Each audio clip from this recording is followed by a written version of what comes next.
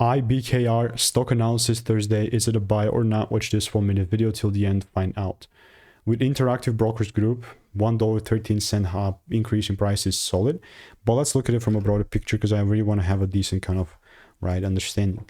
Solid. I mean, we're in this correction phase, so were most tickers. Now, I'm going to stick to my strategy that I've tested for 39,000 videos rather than try to reinvent the wheel, right?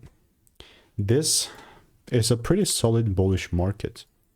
I mean, definitely kind of choppy and gappy, but unless I see like okay, I saw the first. If there is no double break here, then I'm just not going to look to take it up, right? Other than that, everything else would just rather be noise.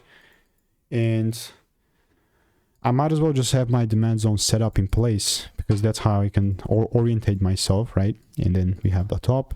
This is the confirmation. So if there is no double break, all I keep doing is just keep waiting. And if you want to make more money trading in a simple lean way, click the first link in the description. It's a free newsletter.